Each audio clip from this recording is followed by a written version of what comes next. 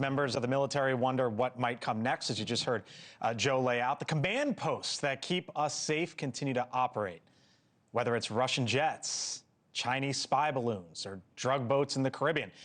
The Cheyenne Mountain Complex in Colorado is consistently on high alert, essentially playing quarterback in any given situation that might pose a threat to the homeland. You don't really get to walk into this thing, but you know what? There's not a lot of folks like our Brian Enton. Got an exclusive look inside this underground complex. My gosh, Brian, you get to do a lot of cool things, and they took you inside. What'd you see?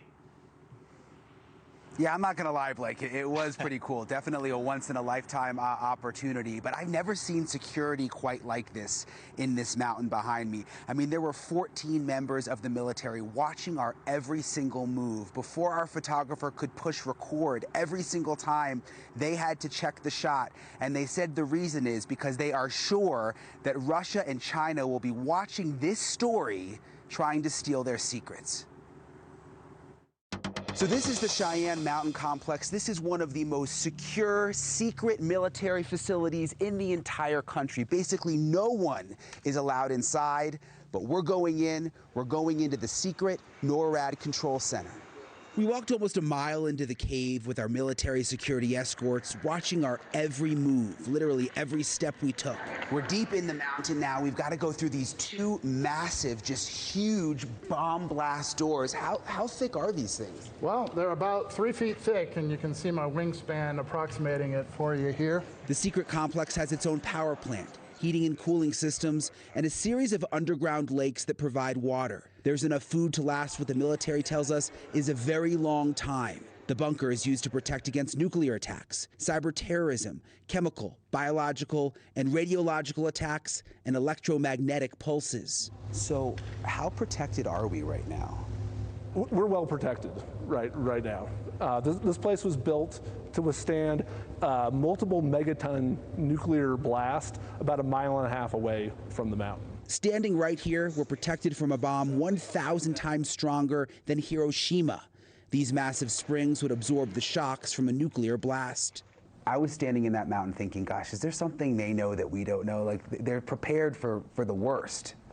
Well, the Cheyenne Mountain was built in 1966. It was operational. It's a great facility, built at the time for a nuclear threat. It certainly is still capable. Four-star General Gregory Guillot oversees all of NORAD, North American Aerospace Defense Command, and U.S. Northern Command.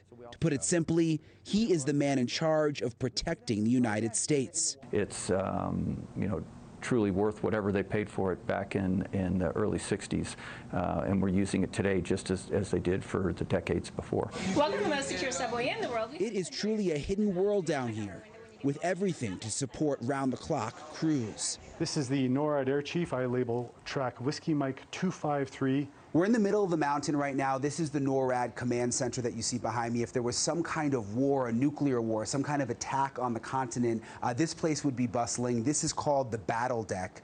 This is where leadership, military leaders from both Canada and the United States would be if things turned really, really bad. But I don't worry.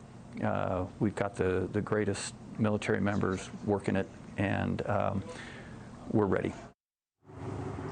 It was kind of crazy, Blake, down there with all of the high-tech equipment. They had a subway. They've got a subway deep in the mountain so that all the people who work down there can get a sub. And it was funny, the lady ringing people up said, this is the welcome to the safest subway in the world. But it was really something. I mean, and that chair I was sitting in, Blake, in that control room, that chair is where the commander would be sitting. If there was a nuclear war or an attack on our country and everything shut down, that is the chair where the person calling the shots would be sitting. So it was pretty insane. Wow.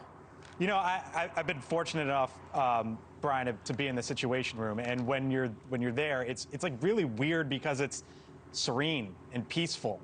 And I was just watching your story, and it's like it feels kind of normal, but you realize you're in the middle of something that's not normal.